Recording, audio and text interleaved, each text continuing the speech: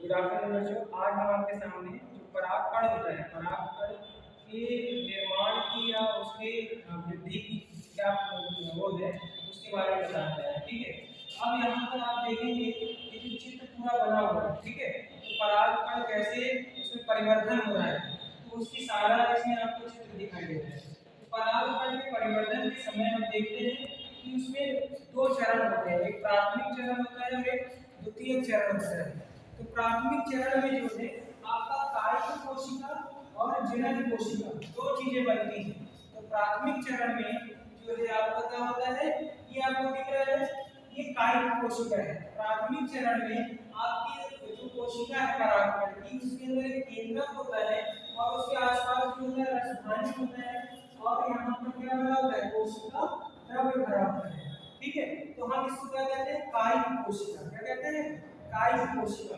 उसके बाद जो दूसरा हमारा प्रथम चरण का भाग है, क्योंकि प्रथम चरण दो भागों में है, आप जानते हैं, लिखा हुआ है कायिक कोशिका और जनन कोशिका।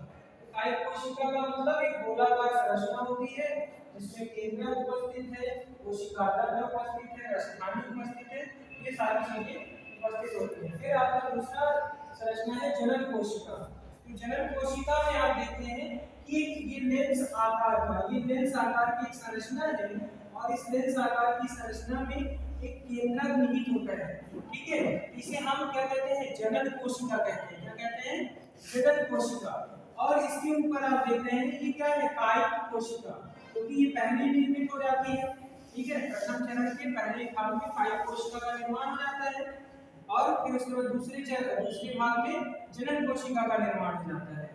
तो यहाँ पर अगर हम देखते हैं तो आप यहाँ पे देखेंगे कि ये जो परागकण है, परागकण में जो अंतःचूल वाला हिस्सा है, जो अंतःचूल वाला हिस्सा है, उसके अंदर जनन छिद्र उपस्थित होता है। क्या होता है, जनन छिद्र उपस्थित होता है और यहाँ पर ये आपका बाह्य चूल है और इसके बाद उस जनन अंतःचूल के अंदर आपका केंद्रक है और कोशा द्रव्य उपस्थित होता है।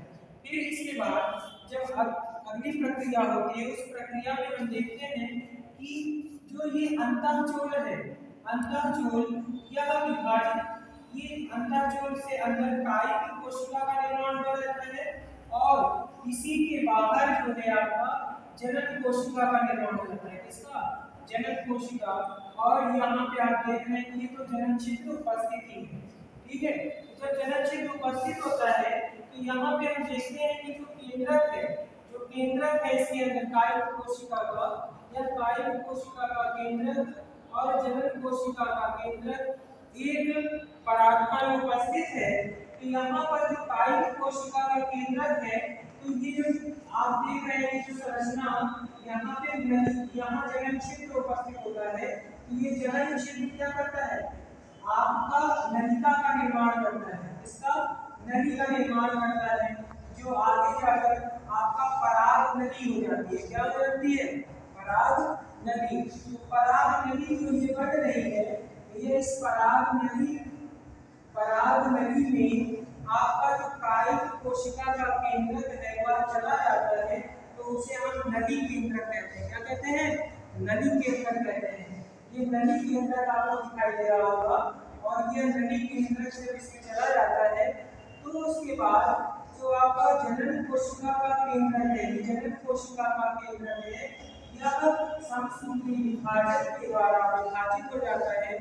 और समसूत्री विभाजन का मतलब होता है कि जिसमें गुणसूत्रों की संख्या समान होती है। तो इसलिए जो केंद्र का निर्माण होता है वह दो हो जाता है और जब दो केंद्र बन जाते हैं तो उसको हम बोलते हैं नर युग्मक। क्या बोलते हैं, नर युग्मक। और यह नर युग्मक फिर यह पराग नली, यह पराग नली आप यहाँ पर देख रहे हैं, ये क्या है, ये आपका वर्तिकाग्र है।